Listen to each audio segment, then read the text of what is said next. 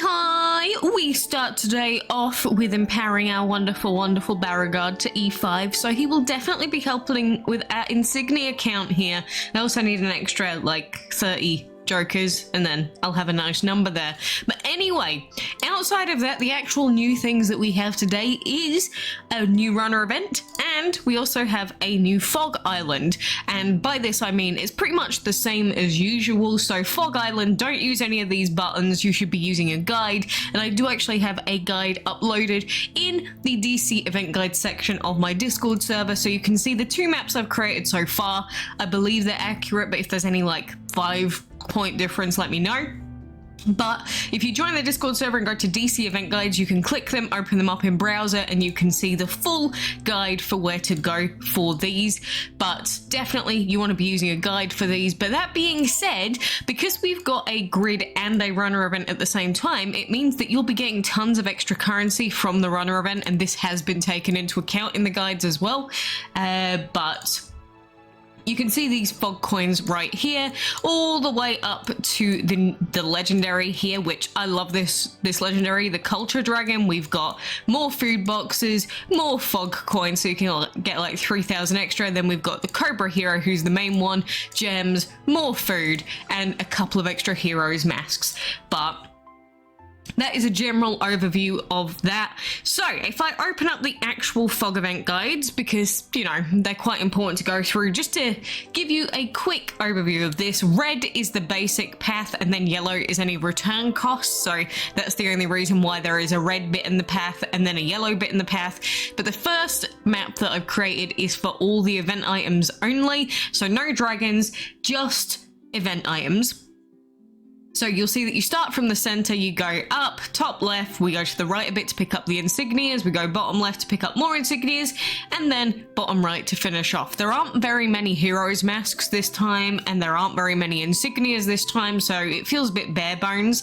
But total cost of the first map is about 5,000, but the total amount of coins that we can get is 10,250. So that's like double what we can, like what we actually need just for the event items. So that's the reason why this time I created map 2, and this one should be around about 8,170 total cost, and in this you can get all the event items, but you can also get your hands on the legendary, just in case you don't already have him, or in case you want to empower him a bit.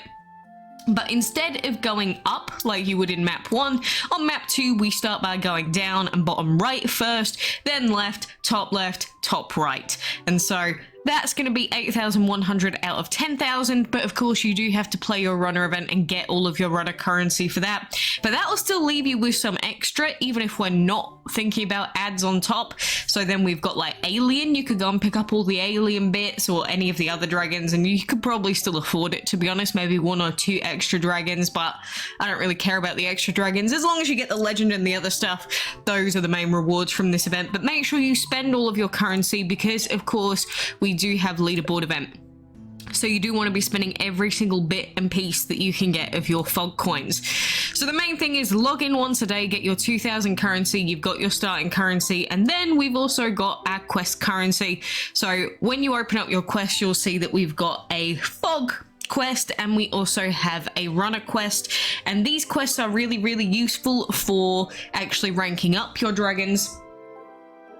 So if you do have a specific dragon that you just want to get some rank ups on for like trading orbs or whatever, they're very useful for that. We don't have any other special extra quests at this point in time.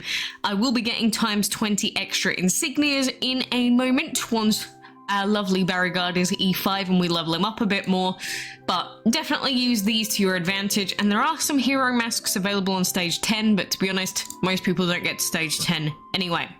So there is that. And in terms of the runner event itself, it is the exact same as usual. So the quests are going to be obvious, like collect food. You just collect food. You can use the short food, or you can use 12-hour food for that.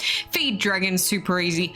Breed dragons is going to be the good old-fashioned runner/heroic race guidance for that, which is going to consist of breeding together 2 terror dragons in your dens.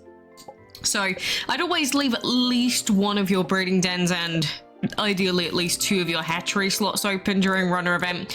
But if you do want to know what quests are coming up next time, you can actually see this on Deet List. So Ditlep has some useful information, but Deet List I always use for runner events because it shows you what the next set of missions are. So like the next mission set's going to be hatching eggs, collecting food and collecting gold. So you can I guess start incubating your eggs now, like your war dragon eggs, and hatch them once we get the next reset started.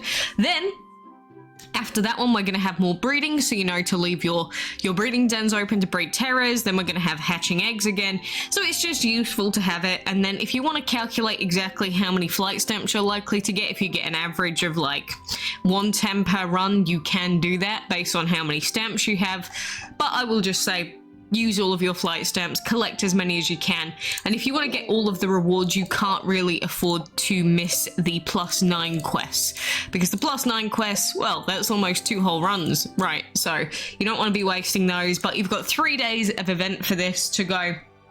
So best of luck, and if you do need any other runner event tips, like how to actually play the runner event in general, I've done tons of videos on that before for both PC players and for mobile players.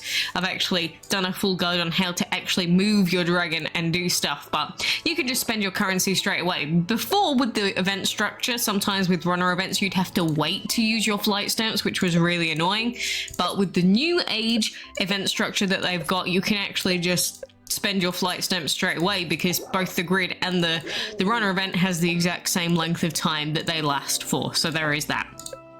So those are the 2 new events. Again, if you need any other tips, you can join the Discord server and ask your questions, but definitely if you need those maps, you can go on there and download them and look at them.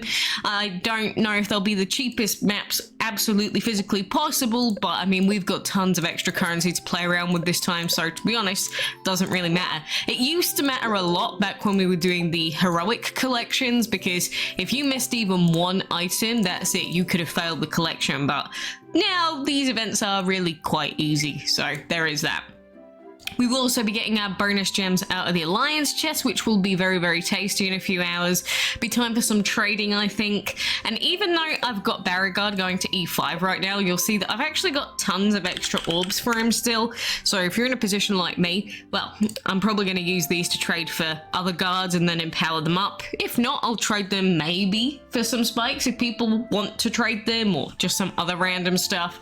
But when you've got like 160 guard dragon orbs just to trade out for anything you want, it feels quite nice, you know what I mean? In terms of the amount of insignias I've got, once we get that finished, we will have over 80, or we would have had over 80, but we're sitting at 65 right now. I do need to collect my daily insignias as well.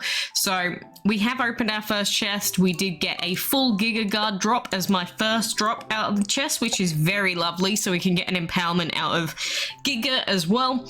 But it's just, if you want to try and go for 550 insignias free to play, you do need to have the guards empowered. And so the more you can push that, the more likely it is that you can get the skill skin and also get the 500 orbs required to just get the dragon. That's the main reason I'm probably going for it, just so that then I don't have to trade for Gamma Guard, because that is a lot of wasted heroic essence. And if I don't have to trade for Gamma Guard, I can go and trade for a different heroic VIP, or I can just empower my existing heroics instead. So if we can get this without having to actually trade, that would be fabtabulous. But we do also have the Wizard's Hollow for Grace Karma in it, and you know, at least we're not in the middle of like a heroic race this time when we have a cool Wizard's Hollow like this one. I do actually need Grace Karma still. Grace Karma is one of the few dragons out of hollows that I still need, but the wizards haven't been too kind to me this time. I did waste like, was it 20 gems yesterday on it, and I was like, we're getting a bit screwed over here, so I gave up. But you know, sometimes you will get lucky, other times Hollow, most of the time Hollow will just screw you over, so don't expect that you're gonna go all the way to room 50. If it does happen though, GG, go next. But most of the time you are gonna have a struggle and have to spend many hundreds of gems to finish off the run. So as long as you know what to expect, like room 9, 1 wizard, that's to be expected. In fact, it's actually quite lucky. And on top of us having Grace available, we do also have the Black Voodoo chest. And can you imagine if you got Grace Karma and you ended up getting like Corrupted Legend out of one of these chests? Whoa, boy, that would be a lucky day. That would be an incredibly lucky day. So if that happens to you, maybe you should buy a lottery ticket of some description on your way through. And I don't know why I'm doing it while you're here, because normally this pushes me to waste my gems. Like, fine, since you're here, I'm going to waste another 10. I'm going to waste another 10 while you're here, just because you're here with me, but, you know, already running into 2 wizards puts me a little bit on edge. Chances are we're going to get destroyed here, and if I run into another wizard very soon, I'm just going to cancel out. Because I've only got, well, now under 400 gems. We can't really afford to be wasting all of them. But with these voodoo chests as well, when you're looking at them, don't forget that you're more than likely going to get the rewards at the bottom here. So you could just get 689,000 food. So don't be expecting anything crazy. Be expecting 600,000 food. And here we go. I don't think it's worth us spending an extra 20 at this point to keep going. So we waste 15 gems, but we were given a chance. It would have been nice to have the voodoo chest, but I don't think it is worth pushing any harder than that on this one.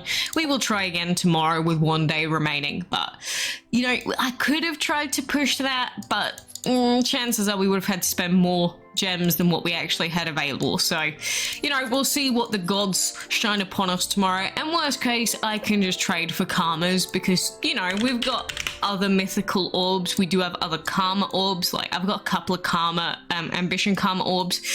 We only need like another 60 orbs of grace karma. So is it really worth spending like 400 gems if I only need to trade for 60 orbs? Probably not.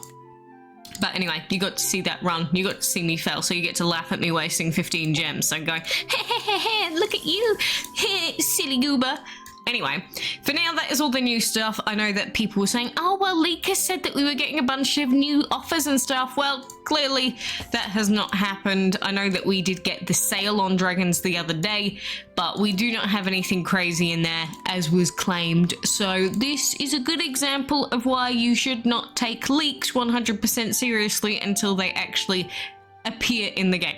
Because leaks, for whatever reason, then they're doing it non-legitimately. They're taking their information from places that they shouldn't have it in the first place, and Social Point can change their plans at any time. So whether it's actually real, whether the leaker was lying, or whether Social Point has just changed all their plans, it will be left to be seen. But as of right now, all that we have new today are these 2 new events. So with Fog Event, I'd highly recommend saving your currency for a little bit and then spending it at the end so you know exactly how much you have. But this time around, you can probably get everything without even having to look properly. So you probably could spend it and not have a problem. But the advice is still to wait until right at the end of the Fog Island and then follow a map guide and then get everything on the last reset day.